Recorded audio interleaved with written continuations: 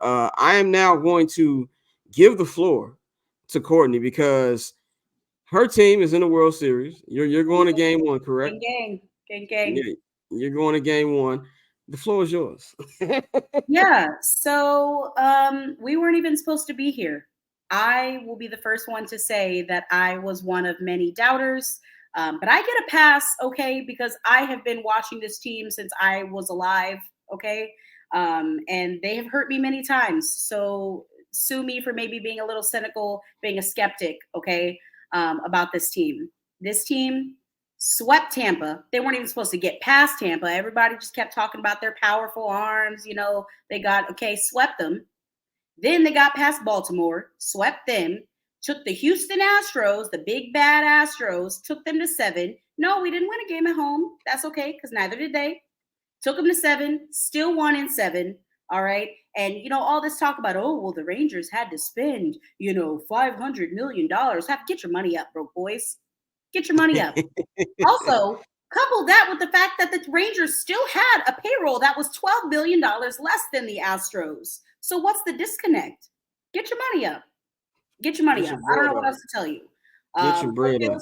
It feels like the goalposts keep moving for teams every year. You know, you got people saying, oh, well, the Rangers, they're just going to, if they do win, it doesn't matter because all they did was beat the Diamondbacks. Like the Diamondbacks didn't just beat the NL Central and the NL West champs, right, to get to this spot. Like they didn't just beat the Philadelphia Phillies and not only come back from a 2-0 deficit, they won the last two in Citizens Bank Park, which everybody's been hyping up all season. Oh, that's the only place in baseball with home field advantage. Man, fuck out of here. They are really dancing on their own now on the way to Cancun. Au revoir. 1, 2, 3 Cancun. 1, 2, 3 Cancun for them. That's all I got. That's really all I got right now. Rangers in 5 is me being optimistic. I'm hoping that it's only 5 because my birthday is next Saturday and I don't need Game 7 stress on my 29th birthday. So shout out to I'm gonna do a real zodiac thing. Shout out to all the Scorpios real quick. You know, so this is for all y'all who care about shit like that. Dante's muted. I see Dante was gonna say something. I said, "This nigga, you gotta be kidding me." Shout out to all them. But yeah, I mean, and let's get into the series. I see a lot of people out there who are not big baseball friends. And I see this in a whole bunch of sports. We've seen this with the NBA Finals. Like, well, I don't want to see the Nuggets and the Heat. There's a lot of people when the Philadelphia Phillies got eliminated, they were like, oh, well, I don't want to watch the Diamondbacks. Do you feel this series is going to be bad for the casual viewer? Do you think this is going to be like some of the lowest ratings we've ever seen for a World Series? Or do you think there's going to shockingly is going to be more actual, participation? Personally, I think that I don't expect, some record-breaking, earth-shattering. I mean, objectively speaking, the Diamondbacks, it's not a giant market, right? Of course, it's not expected to draw the same kind of ratings as a New York team or a Chicago team. I know Phoenix itself is a big market, but like no one's like, oh, let me go tune into that Diamondbacks-Dodgers game. Like no one has said that since like 2018, maybe, right? So I just think it's unfair to the Diamondbacks who, like I said, just beat 3 very, very good teams to get here.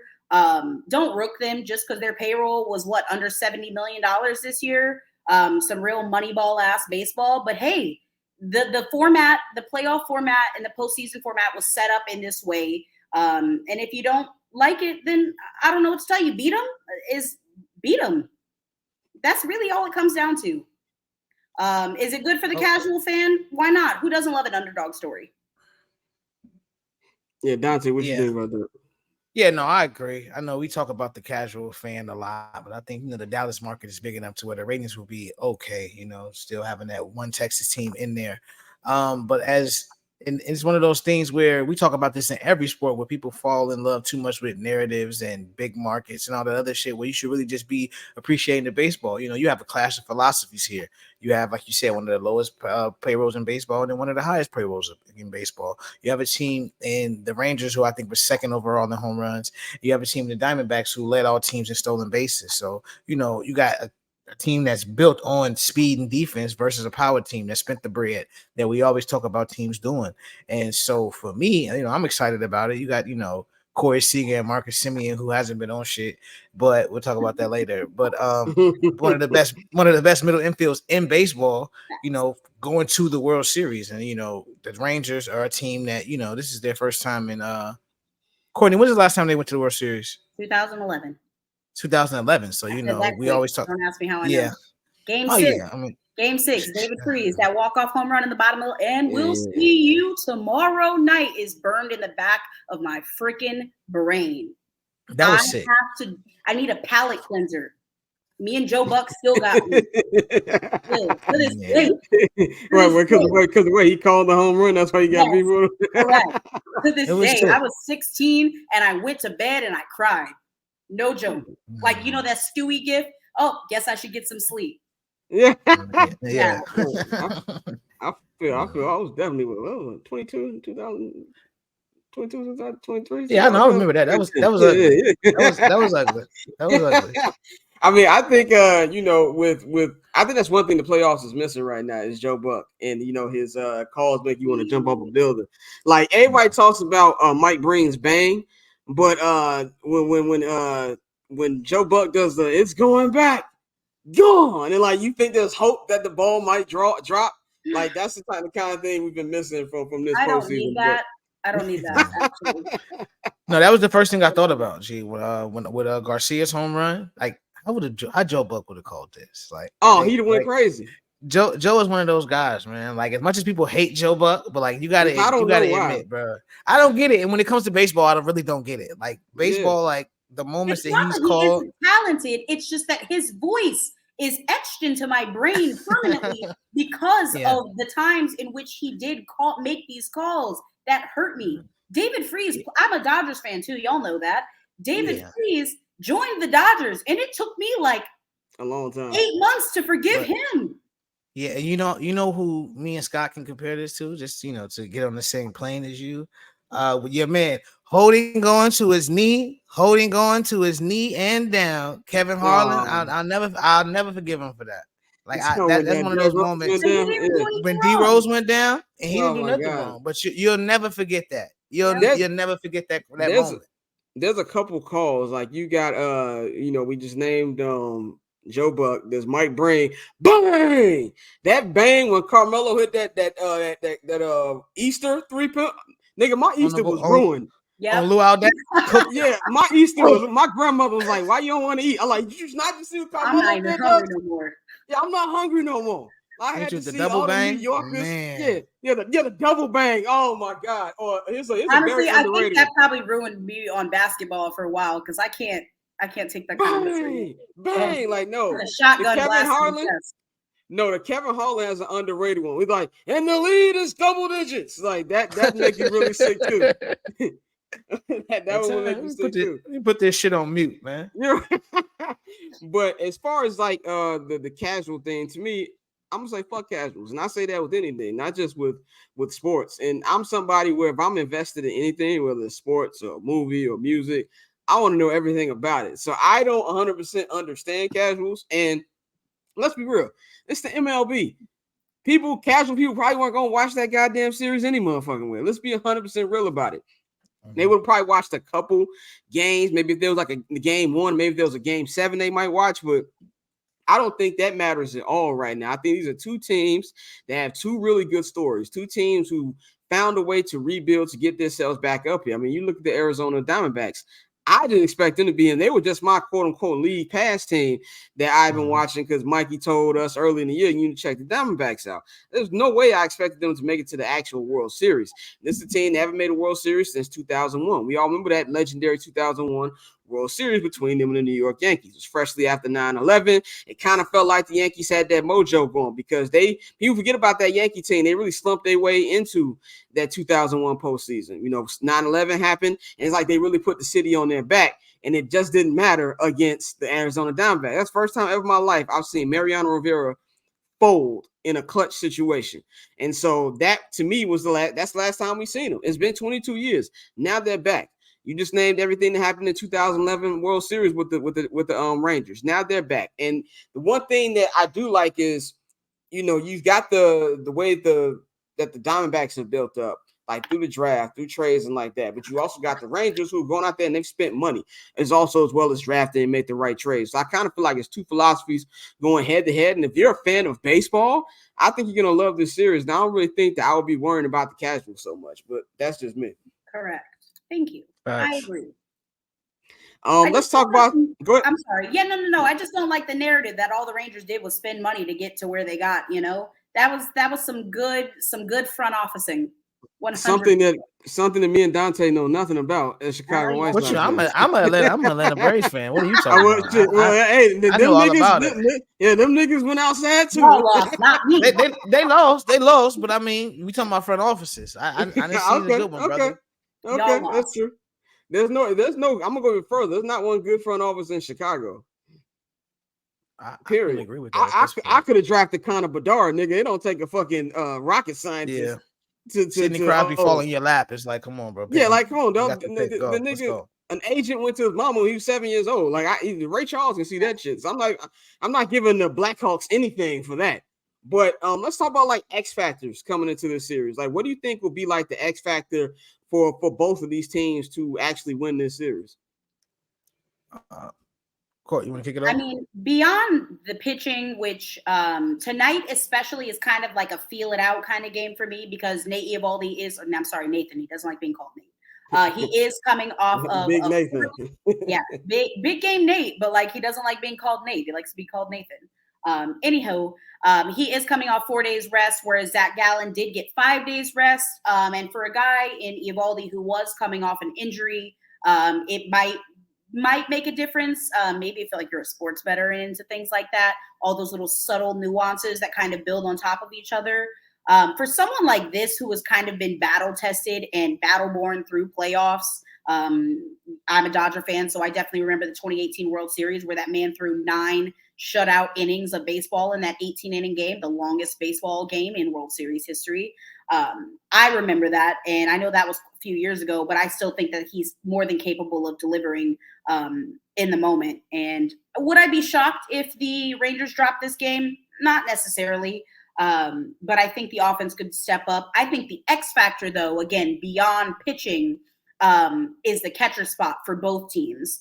If you can get Jonah Heim continue to go right now, he's batting .245, 2 home runs, 6 RBI in the postseason. Gabriel Moreno, which I don't know if y'all remember, was acquired by Toronto in that Dalton Varsho trade. Diamondbacks fans, livid. Okay, that's also how they got Lourdes Gurriel Jr., who is also someone to watch in this series. But no, Moreno's batting .279, 3 home runs, 9 RBI, and even Garver, who traditionally is a catcher, right? But he's been in the DH spot because he's, getting a little rusty. He's batting .294, 2 home runs, 11 RBI this postseason. So if you can get those those 2 guys, for me personally, for the Rangers, I preferred if Moreno didn't get going. If you can keep them hot, that's the X factor for me. Yeah, no, I hear you. For me, like I mentioned him earlier, Marcus Semien. I know it's hard to call a guy, who's that big of a player at X Factor, but he was 1 for 9 against Tampa. He was 3 for 14 against Baltimore, and he was 6 for 29 against the Astros. He hasn't hit a homer, hasn't stolen the base, hasn't been the Marcus Semien we've known him to be. So, if he can break out of this slump, I think that can do a lot for this team because you see the way the Rangers have been able to win games this year with their this postseason with their offense. And this is without him being the major contributor that we know he is. And on the other side with the D-backs, Christian Walker, their first baseman, he really struggled against the Phillies. He was let me see, what was he?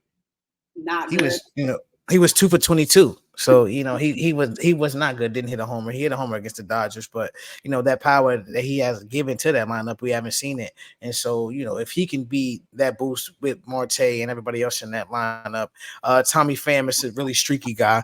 But if Tommy can get hot, he was hitting the ball hard against the Phillies, but he did make a lot of outs. He had a home run in the game 6.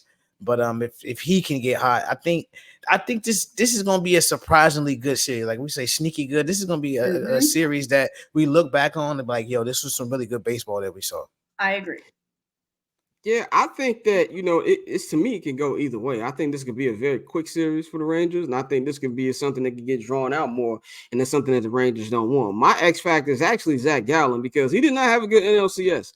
The Phillies had their way with him pretty much, and I feel like if he goes out there and pitches like the ace that they need him to be, this can be a long series because then you can have him go out there and get you like a game one, and things like that. And so I feel like if he steps up to the plate and does what he needs to do, this will be a very long series, man. So I'm gonna go with Zach as my X factor, man. Let's get into predictions. I know Courtney's actually going to the game, so I want we're gonna get up out of here. Courtney, you say you got Rangers in 5, right? Rangers in 5, baby. But if I'm being a realist and not just a fan, put on your media hat. Rangers in 7. It was always Rangers in 7. Okay. I'm actually going the other way. I'm going Diamondbacks in 7. Diamondbacks in 7. Okay. I'm going D-backs in 7. I think he's really one of those. Don't you want me to be happy? Of course. I mean, if you all would get one, I would love it. Like my team, my other team now. I've denounced all Jerry Reinsdorf arm organizations, but my other team hasn't won one in a while, so it would be nice for the Rangers to get one. But I do think the Diamondbacks, the way they battled back, they limped into the playoffs, but they've been, like you said, they beat 3 really good teams to get here.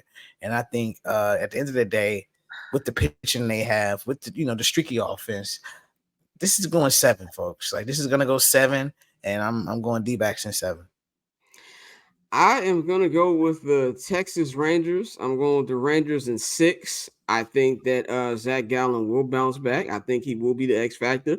Matter of fact, I think the Diamondbacks are gonna steal game 1, but I do think that the Rangers will this will be one of those, and I don't even know if it's gonna be like a 2-2 type 6-game series. It might be one of those 3-1s, and they just don't clinch in game 5. But I do think this will be a 6-game series, and I think the Texas Rangers will be the World Series champions, and Courtney will celebrate on the show. That is my prediction for what's going to happen with this series. On here. I don't know what if it happens. I'm just letting you know now. That it's gonna go down. Yep. That's all I got. Yeah, it's gonna go down. Well, game 1 kicks off tonight. Courtney's on the way over there, so we're gonna give you can sign off. Let everybody know what you got going on. I mean, listen, there was a lot of talk this whole season, especially after the All-Star break. A lot of folks were saying, "Damn, Rangers spent all that money. Were so good to start the season. They were supposed to run away with the division, then lost, got swept, or actually nearly swept by the Mariners, messed up the division all over again. Weren't supposed to be Tampa, weren't supposed to be Baltimore, definitely weren't supposed to be Houston. We woke them up, right? Weren't supposed to beat them." And everybody kept saying to me, "Gosh, Courtney, what are you going to do if the Rangers don't do it this year?" I guess we'll never know. Oh, shotgun beer. Still going crazy. No. Let's go, Rangers. Rangers in 5, baby. Let's go. Rangers in 5. Let's go. We hope that you have a great time at the game tonight. We will holler at you next week. World Series moves fast. Game 2 is tomorrow, so this series will be already in game 3 by next time we get up on here. So Monday, I'm trying to go to Arizona. Monday. See, you trying? I feel you. And the White Sox never be in the World Series again, so I'll never have opportunity to do that. Not in your lifetime. Yeah, not in my lifetime. I always have Maybe the Nashville White Sox, but not these guys. The Nashville White Sox. All right, Courtney, we'll holler at you next week. Peace and blessings. Let's go, Rangers.